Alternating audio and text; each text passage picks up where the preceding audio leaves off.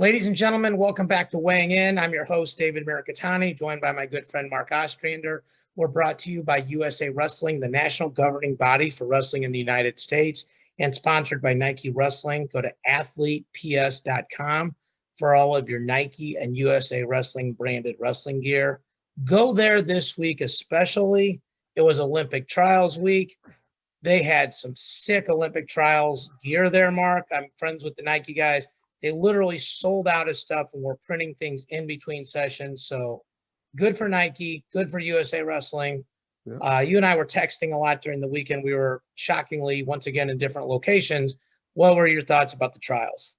Oh, I enjoyed watching it from home, but I want to know what it was like being there because they actually had some fans. You know, you could see them. Yeah. They still had the cutouts, and it was nice to see those. But I mean, it looked like it's getting back to normal. 50% normal. Yeah. So what was it like?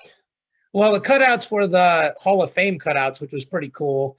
You know, like those guys, the men's and women's Hall of Fame plaques. That was pretty smart if you're going to do it.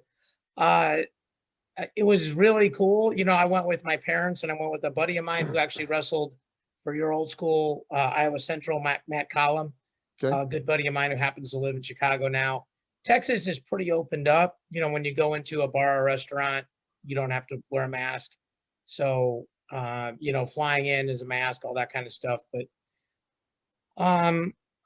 it was cool. You know, I mean, I think the Olympic trials is a different cheering thing where people don't root for the laundry. It's not like Iowa and Penn State where either 15,000 people are one side of the call or the other. It's more neutral. It's more people that really are more wrestling junkies, more like hardcore fans. Junkie is probably the bad word. Hardcore fans, people that really appreciate higher levels of wrestling. And it was cool. It was cool to, you know, to work with NBC on it. Bunch of really cool things. So yeah, I know I watched a lot of it, David, on Peacock.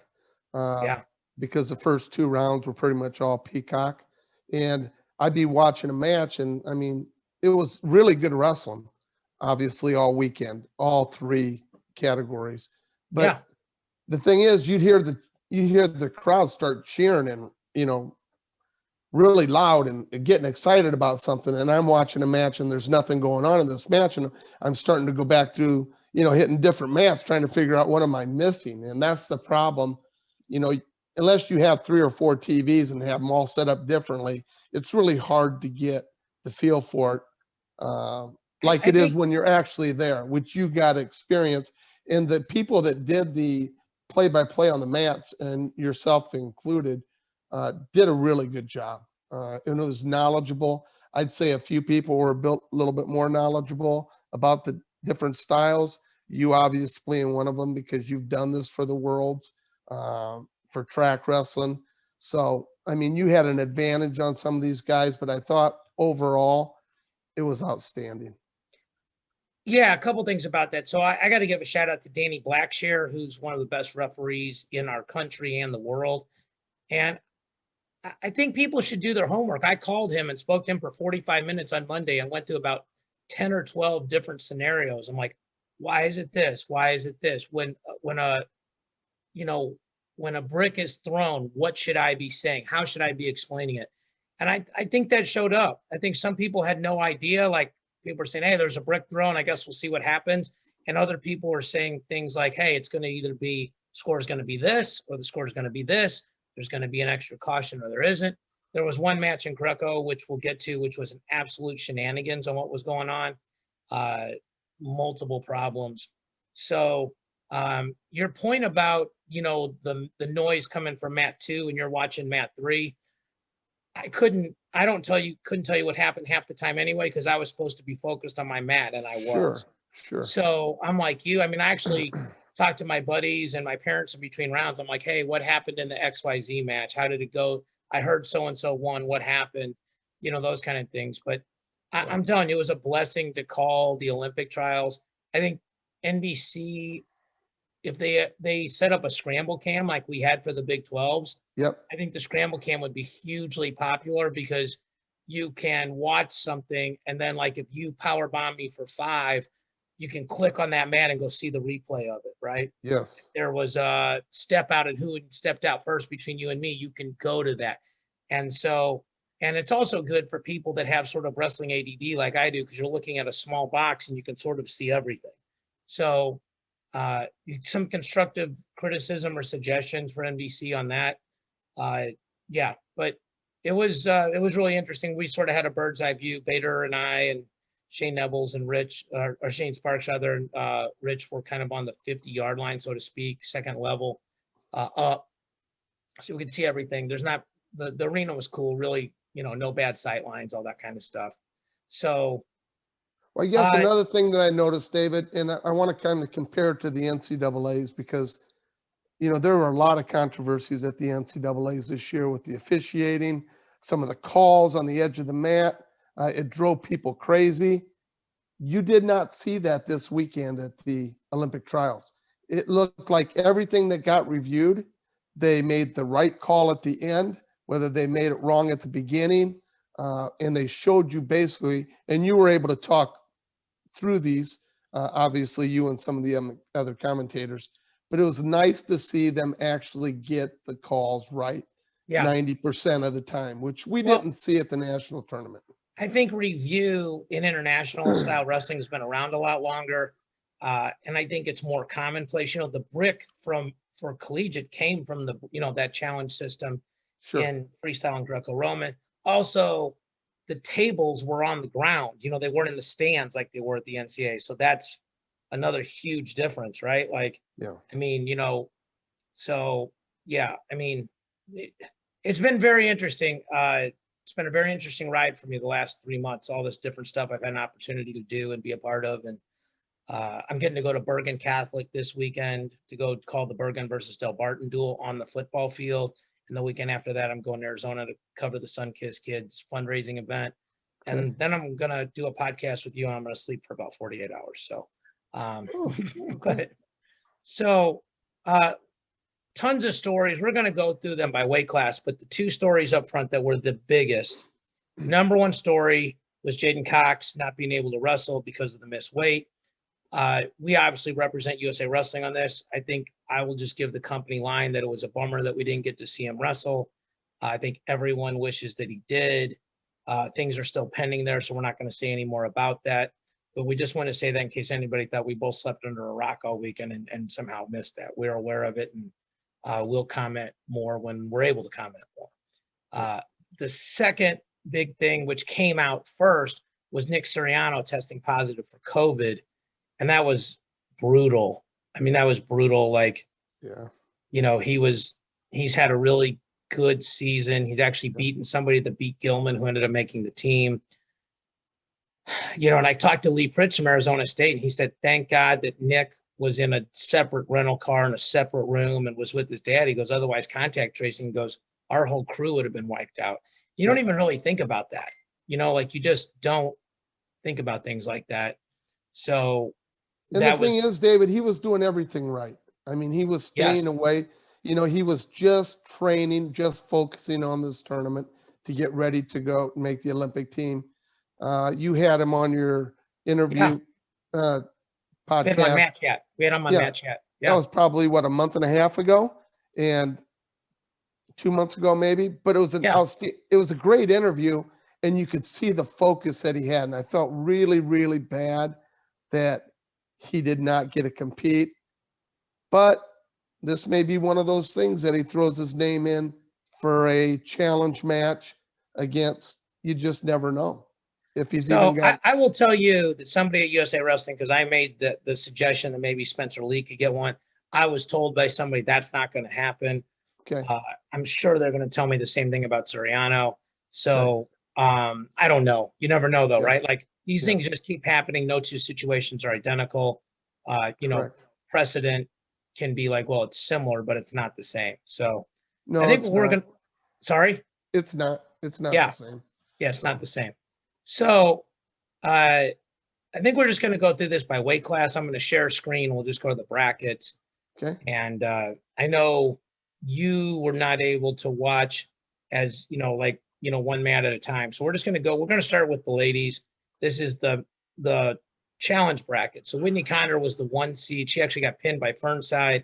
And then Vicky Anthony rolled here. She went 10-0, 10-0, got a 4-point double leg on Alyssa Lampy, actually had that match, and then rolled up Fernside. But then she lost 2 straight to Sarah Hildebrandt.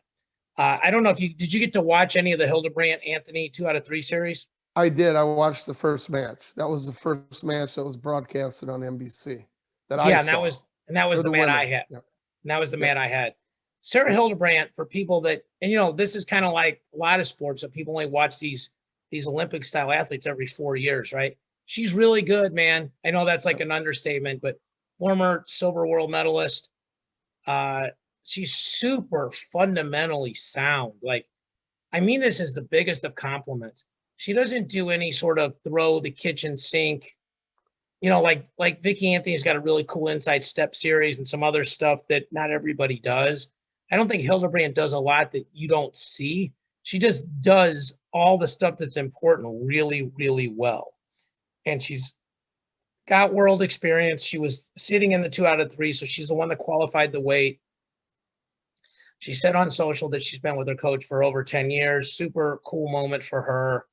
I think America is in really good hands. I think they would have been in really good hands with her or Vicky Anthony, but clearly she was the one that qualified the weight, so she was the favorite, and that's important. Then Alyssa Lampy came back and ended up 3rd, so that's important because the top 3 people at each weight, top 3 athletes, are considered national team members, and that has a lot to do with economic support from USA Wrestling, and not only which eases RTC burden, but also certain trips. Like you get to be chosen for that, and everything's compensated, paid for, and all that sort of stuff. I think we have a good chance at medaling at the Olympics at this weight, David. In fact, I think there's probably 4 weights that the United States have a really good chance of medaling at. In the women's? The women's. Yeah, well, I think you could probably argue all 6, but for 4 for sure, yeah. Yep. Yeah, no doubt. So congratulations to Sarah. We'll go to 53 women's next. So Rona Heaton was unseeded. I guess she was the 5 seed. So she went 10-0. Then she beat Alexandra Hedrick 4-0. Then she pinned Dom Parrish. And then she pinned Catherine Shy. So, I mean, great tournament by her. She gets into the challenges and wrestles Jakara. Jakara is just next level. I mean, I got a chance to call her matches at the Worlds. She goes 7-4. Rana gave her a good first match, and then 12-2 in the second match. Jakara Winchester's our representative. And if you picked 4, she's another one of our 4 for sure. Yep. So, and I think you're going to probably change your number from 4 as we go through this, but really, really, I mean, again, the girl that sat, or the athlete that sat, won, was the one that qualified the weight. The 2 ways to qualify the weight were by placing at the World Championships in the top 6 or placing in the top 2 in the Pan Ams, just in case. There's a lot to keep track of here. So if I had a lot of crib notes when I was up there doing all this stuff. So we'll go to 57 next. 57 for women's was one of the stories of the tournament. So Jenna Burkett, her mom died like in the last 10 days. And, she's obviously super heavy heart, dedicated the tournament to her. She beat Sisenstein 11-0. She beat Cam Buren 11-0. And then she pinned Allie Reagan with a just freaking beautiful headlock. I don't know if you saw that match or not, but it was on my mat. And she hit it, and it was freaking good, nasty, dirty headlock. Got the fall, and then she goes into the challenge, and she wrestles Helen Maroulis, who's battled back from a bunch of concussions and injuries of her own. She's now out at Nittany Lion Wrestling Club. Helen wins the first match 5-3. That was really close. Jenna wins the second match 6-5, which was obviously really close. And then the very last match of the tournament, Helen hits her in a little fake shrug to a foot sweep that you could do at a clinic and not do it any better, and gets the fall. I highly encourage people, if you haven't watched this, to watch the end of it. Helen almost looked like she felt guilty that she beat Jenna. Jenna saying, "I'm sorry, Mom. This is one of those I'm not crying, you're crying moments." And Yeah. I assume you were able to watch that match? I did. Jenna, what a great competitor. I would have loved to seen her win, but Helen's a gold medalist. I mean, I don't know how healthy she is right now. I think she has been battling some injuries. I hope that she can go to the Olympics in Tokyo and compete the way we kind of expect her to compete. But I don't think you've seen the best of her just yet. Let's put it that way. Well, that's not a bad thing if you can make it through the Olympic trials and you still can peak, right? Yep. I think we would have been incredibly well represented at this weight by either lady. Jenna Burkett's got nothing to hang her head about. She should hold her head high, did an amazing job. I also had her on a podcast last summer or last maybe May or June, and we were talking about sort of equality. And she's a Marine. She's, or Army. So she's a soldier and really awesome to talk to and really an inspiration to a lot of people. So, I mean, to be able to go out there, David, in this kind of a tournament, this kind of an atmosphere, 11 days after your mom passes away, would be almost impossible for any normal human being to do. And she went out and did it with class. She performed probably as good as she could perform, except for maybe the last match. I know she'd love to have that back. But besides that, I mean, hats off to her. She was phenomenal. Well, you know how close I am with my family. And if my mom had died 10 days ago, I don't think I could have gotten out of bed. Sure. Yeah.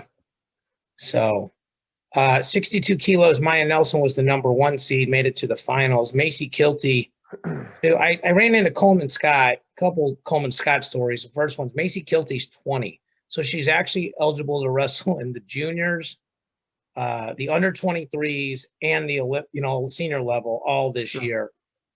She goes by 12-2 over Zavala. Really good match with Mallory Velty, 4-2 to make the finals of the mini tournament. Then controlled Maya Nelson 5-0. And then she gets Kayla Miracle in the 2 out of 3s. And this was the other. So there are 18 weight classes. Only 2 of them went to the third match. And it was 57 and 62 in women's. Miracle wins round 1, 8-4. Kilty wins 4-3 in round 2. And then Kilty got injured. And I don't know what angle you guys saw, but she tried to come back. You could tell she was hurt again. And one of the things I saw was the humanity of Mark Perry Jr. Like he's yelling like, stop it. Like she's hurt. Not stop it. Like, and because his athlete, was scoring points, but he's like, stop it. Telling the ref like, hey, she's hurt. And I thought that was, in moments of high stress, people, you see what people are. And that impressed me. Macy Kilty, super bright future. Kayla Miracle's been great for a long time. I think she's another athlete that we think can medal at the Olympics. Yes, I do. And you're going to see this a lot more. These young gals, young ladies, put it that way, they're getting younger, and there's just so much talent out there. There's a couple other ones we're going to talk about, but phenomenal wrestling. Well, they're starting earlier, and they're getting better coaching earlier. And as important as women's wrestling is, it's not as deep as men's wrestling. So if you're really good, you can advance more quickly. I mean, that's not a slight. That's just the facts. But Macy Kilty's been really good for a long time. And, making it to the last match of the freaking Olympic trials at 20 is amazing. Speaking of young ladies that are pretty freaking good at wrestling, let's talk about Kennedy Blades. So if you do remember, Mark, I told you to watch out for Kennedy Blades last week. You did. And I said I think she's going to make the finals. Remember that? You did. Okay. She went by 10-0, 5-0, 11-1 over Forrest Molinari. Here's the thing. This young lady doesn't stop attacking. And, that's really impressive. She goes against Mensa Stock in the finals, loses 12-4, 8-1, but actually got the first takedown. And I thought the genuine affection she showed for Mensa Stock after Mensa Stock beat her in the second match, like just the genuine happiness on her face for her was incredible. Like, Yeah. Her dream is shot and she couldn't have been happier for Mensa Stock. To talk about Tamira, she's unbelievable. Just I watched her wrestle at the Worlds, called those matches. I think she's the favorite to win this weight class. I mean, and she actually moved up and beat Adeline Gray in one of those RTC matches. Yep. So she's not one of the best women in the world at her weight. She's one of the best women in the world pound for pound. Agreed. And you could tell the age difference, David, with these two. I mean, Stock is so built. I mean, she's such an athlete. And then you got Blaze, who's just a young lady still and hasn't actually matured to that level yet. And when she does, watch out. How good is she going to be? Yeah, for sure. So this weight class is next. Kylie Welker. She was the 14 seed, I think is what I was told. Yes. 13 seed because there's 3 buys. So she was the 13th seed, okay, which makes sense because she's on the 4-5 line. So they moved her up, okay? She was at 68 and thought she had a better chance to qualify at 76. And I know this directly from Coleman Scott because he goes, I was on the seating meeting call. He goes, we didn't know what to do with her. She had no criteria. She had no seating points. So she came in as the bottom seed. He said 14, but obviously 13, but it's the same thing. She was the last seed. And so Coleman, thank you for that insight. So she goes out and beats Randy Belts 12-2, beats Makayed, 11-4, shuts out Diamond Guilford 8-0, and then beats Vicky Francis, who's been a past world team member and everything else, beats her 6-3. And Welker is like 17, 18 years old. So, I mean. How old, David? I think she's 17 or 18. I thought she was 17, but she might be 18. Yeah, okay. But a puppy, right? Yes. But a hammer. And then she runs into Adeline, who's just, might be our best parterre wrestler in freestyle in our country, period, men's or women's. She goes 10-0, 11-0. Adeline's unbelievable, won the Worlds in 19.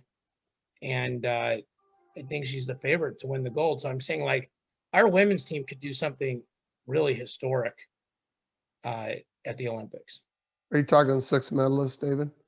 I did. You said 4, so I said 4 for sure. I think there's a couple that I want to make sure that they're completely healthy because this is by far the most talent that you're ever going to see in one tournament, obviously. So if you're not 100%, David, it's going to be hard to place in that tournament. So I'm hoping, I think talent-wise, if we're all 100% healthy, I think we have 6 placers. I think we have possibly 3 or 4 champs if we wrestle the best to our ability. So. Yeah, and we'll get into seeding for the Olympics at a later date. It affects a lot of our athletes. The first thing to make sure people understand is the women have qualified all 6 weights because that's not the case with men's Greco-Roman or men's freestyle. Correct. And so we're going to talk about that as we go. So, I mean, I think we've got maybe 18, 19 minutes left here. Yeah, about 20 minutes left. So we'll probably be able to get through Greco, and then we'll probably talk about men's freestyle next in a couple days. So start out at 60 kilos. Finefinger was the 1 seed. He makes it to the finals of the mini tournament. Mango was the 2 seed and beat him. Mango had a bunch of injuries like 4 or 5 weeks ago. He's a kid that grew up here in St. Louis. Not a kid now, he's a young man, obviously, but grew up about 20 minutes from me. Really good dude. And then loses to Ildar in the finals. Let me pull up 2 out of 3 here so you can see it. 7-0, 8-0. Havisov, he's here because his wife won like the green card lottery several years ago. So it's pretty freaking awesome. He's a really dangerous guy, part of the World Cap, with the WCAP program with the Army. Again, he was a guy that was sitting and had qualified the weight through the Pan Ams. So the criteria for Greco was if you qualified the weight, you sat, which is not the same as men's freestyle. True. So David, is he good enough to medal at the Olympics, in your opinion? He's so good on top, but like when I watched him wrestle at the Worlds in 19, he lost a couple coin flip matches. Greco's weird because it'll like in freestyle, it almost makes sense. You want to be put on the shot clock first, because then if nothing else happens, you go on the shot clock second. And if nothing happens, you win on last point. Yep. In Greco, these guys are so explosive on top. Like I can get put down first and you can lift me, gut me, and the match is over because it's only 8 points. So, I mean, so many Greco matches are a coin flip. I mean, so the question is, can he win a bunch of coin flips in a row? I mean, mathematically, that's not likely, right? Like if you got to win 3 50-50 matches in a row to place. But you got to remember this too. The Olympics is half the size bracket of the Worlds. It's only a 16-person bracket. Okay. And so it's the same thing with the repechage where you have to make the finals or you have to lose to the person that makes the finals. So if the person that makes the finals only beat 3 people, the round of 16, the quarters, and the semis, okay? So there's on the backside, the 16 wrestles the 8, and then the 8 wrestles the semi-loser, and both of those people get bronze medals. So, at any point in time, like once the semis are over, there's 2 in Greco, 2 guys in the semis and 6 people in wrestleback. So half the bracket's already gone. So you only have to win 2 matches on the back if you lost in the round of 16 or the quarters, and you only have to lose 1 or win 1 match if you lost in the semis. So I think for him, a lot of it is, I think you want him to get the number 1 guy first round. Okay. I actually think like that's your best chance, because maybe if he wins, he's in great shape. And if he loses, that guy's probably going to pull him through. And then he's just got to win 2 matches against guys that already lost. Well, just so our listeners understand, and I'm not going to sit here and tell you I know a lot about Greco because it's not something I grew up with. I didn't even grow up with a lot of freestyle back in the day because we just didn't do a lot of it. My first freestyle tournament, David, was when I was a senior in high school. Went with some buddies and wrestled my first freestyle tournament. I didn't even understand any of the rules. So what do you want people to understand? That I don't know a lot about Greco, but when I watched him wrestle, to me, he looked really, really good. So I was just wondering how he compares to some of the other people.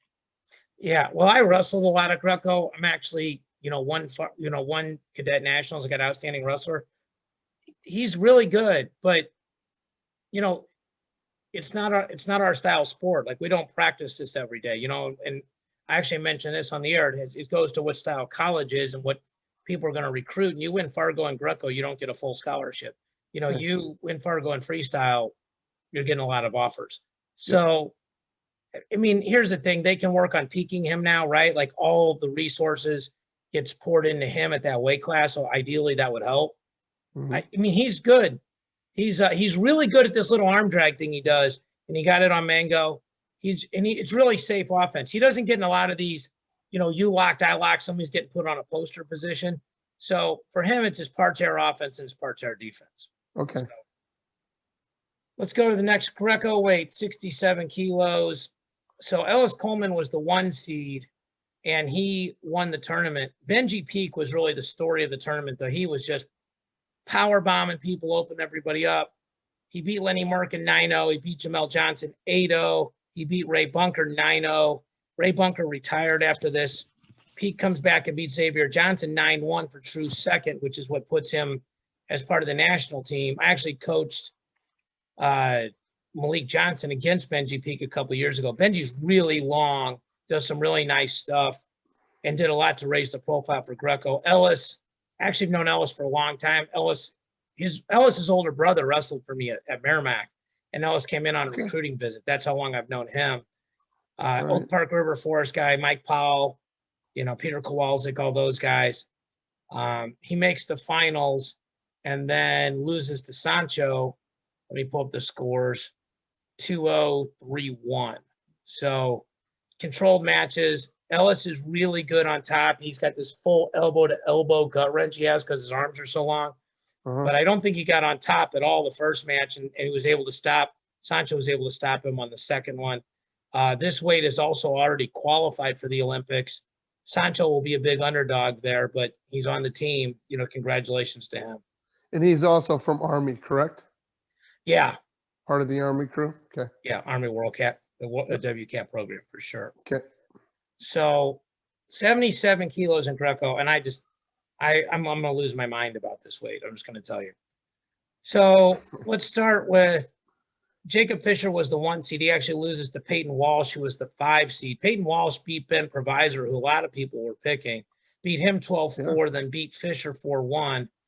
And because this weight was not qualified, there was nobody waiting. Okay, so if you look at this bracket, there's no first place because that was it. Pat Smith was the 3 seed. Jesse Porter was unseeded, beats Corey Hope 6-0. Tech Falls Rayvon Perkins, who a lot of people picked 10-0. Then beats Pat Smith 5-3. So now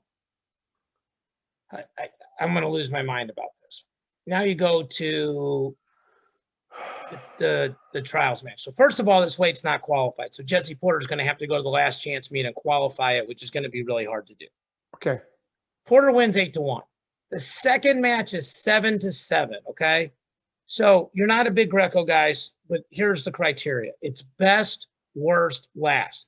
I'm sure you heard me say that about 14 times during the broadcast over 2 days. And what we mean by that is best is the highest point move. So if you have a 5-point move and I have a 4-point move. And we tie, and I'm winning. If we tie, I win because of the 5-point move I hit. If you have a higher point move, you're winning, unless literally you're behind in points. The next one is worst. This hardly ever comes into play, but this is like a caution in 2, not the passivity stuff, but a caution like fleeing the hold, hooking the legs illegally in Greco, fingers to the eyes, grabbing the fingers, stuff like that. Okay. Then the third criteria is last point. Okay. Okay. So Porter hits a 5-point move early. Porter hits a 5-point move early. Peyton Walsh comes back and hits a 4-point move, and it's 7-7. Now, here's the other thing that people don't understand. And again, shout out to Danny Blackshear, because I asked him about this, and this actually came into play. In Greco, if no one scores about a minute and a half in, they will caution somebody. Like, let's say they caution you, I get a point, and you get put down. I mean, I can choose neutral, but nobody chooses neutral. Then the next period, they do it again if no one scored, and 9 times out of 10, it's the other person, okay? If there's a third caution, there's no point. It's just choice. Okay? All right. So it's 7-7, and they caution Porter and put him down. Okay, now I'm watching this, and I'm going, hey, Peyton Walsh has got to score here. If he doesn't score here, it's pretty much over because Porter's got the criteria. Peyton Walsh doesn't even try to turn him. I think he was worried about getting stepped over on a gut wrench, whatever, but he thought he was winning. The last 30 seconds, if somebody can find this film, I'm like screaming, like he thinks, and not only that, but when they come back up, Jesse Porter's trying like crazy to score. He thinks he's losing. Walsh thinks he's winning. This is the Olympic trials. Your coaches have to know better. Like, you've got a coach in the front chair and the coach in the back chair. One of those 4 people needs to know. No one knows except me. And you're, And I'm in the booth. And the match ends, and Peyton Walsh is excited. Jesse Porter's got his head down. And I'm like, this guy doesn't know it, but he just won the weight class. And he gets his hand raised, and he's in shock. And that reaction is nothing in comparison to the disappointment of Peyton Walsh. And Peyton Walsh's corner throws the brick. And I'm like, there's no brick. There's no challenge for you not knowing the rules. Now, the scoreboards normally have a dot on them, which says who's winning or an underline. And they didn't have those scoreboards, okay? So I sort of get it. But your job is to know. As soon as Porter hit the 5, I go, hey, unless Walsh can hit a 5, Porter wins all ties. Like, you have to know that if you're a coach on both sides. So Haley Agile, who I follow on Twitter. She follows me. She's like, what, how terrible would this be if Porter had tried something crazy, like locked up, thrown himself to his back, lost the match, going for it because he thought he had nothing to lose. And Peyton Walsh had a free turn on top and didn't even do anything with it, which frankly is probably pretty smart if you're winning. Yeah.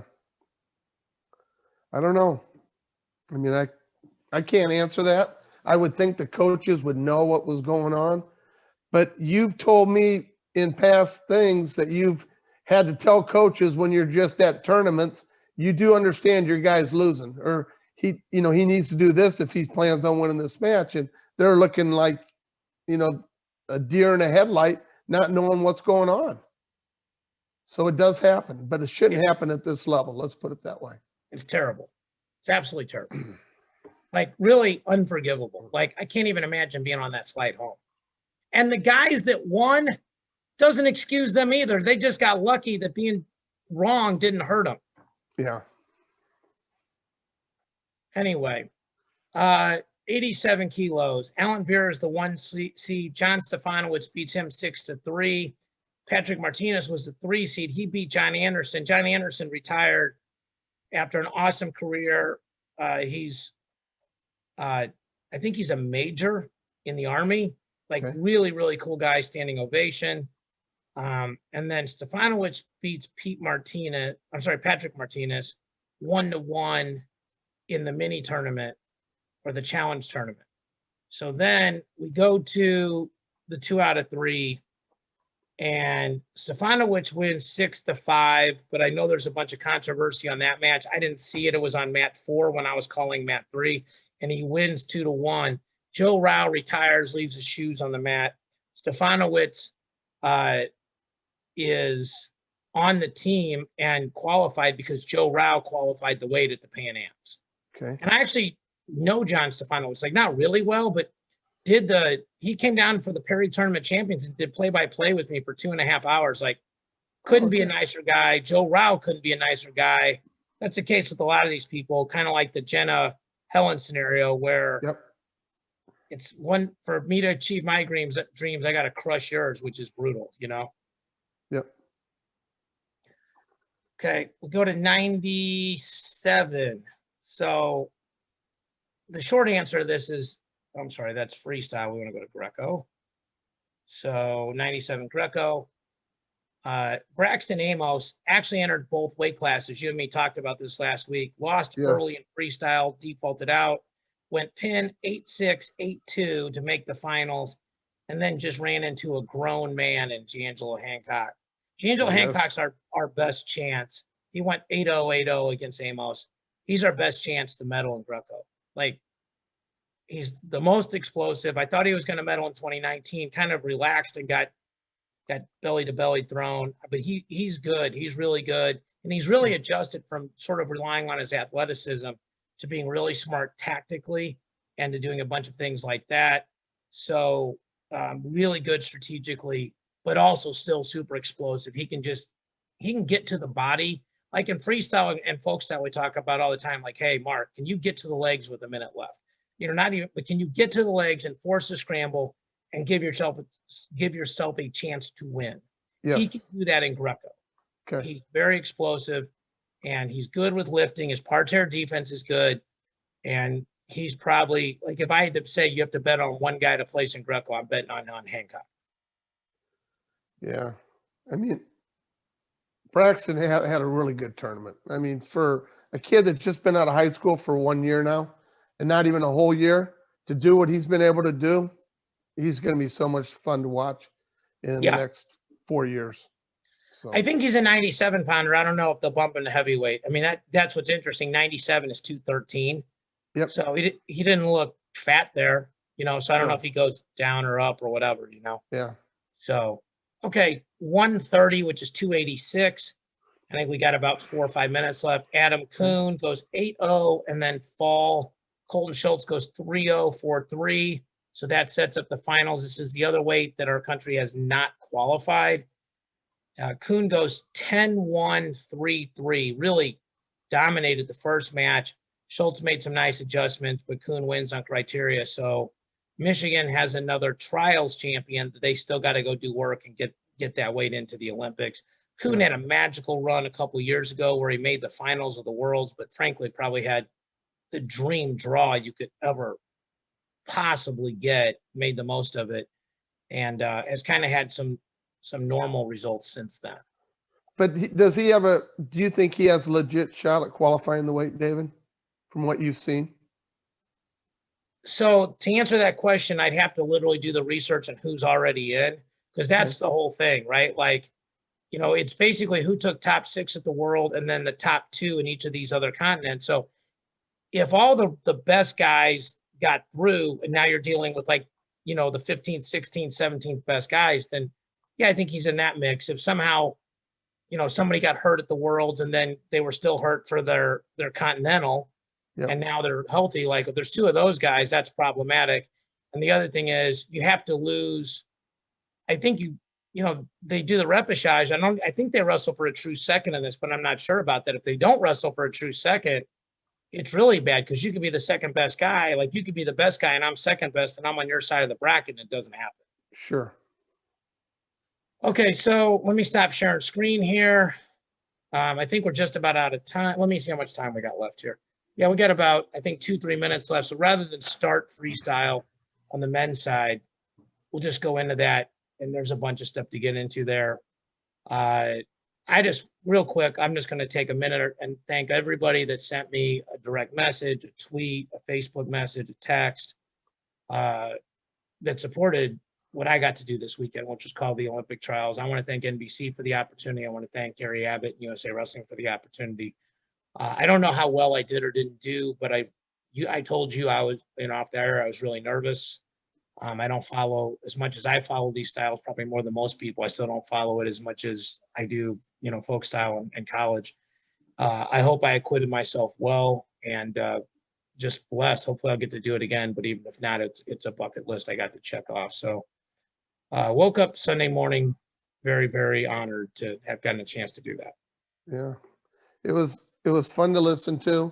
You guys did a great job. I'm glad NBC got involved, because I don't ever remember being able to watch, the trials at home before. And, with the travel bans that have went on and people are kind of scared to fly still, it's great to be able to watch it.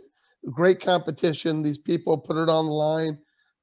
I wish the guys would wrestle back for a true third. I wish they knew how important that is. You saw a lot of the younger guys wrestle back for true third, which was nice to see.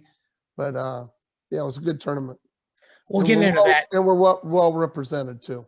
We'll get into that on Thursday, which will come out Friday. So that's because a lot of that happened on the men's freestyle side. Yep. So as usual, guys, thank you so much for watching, listening, sharing, tweeting, messaging, everything else. We appreciate it. We're going to continue to try to do our best, try to be better next time. For Mark Ostrander, I'm David Mirikitani, signing off.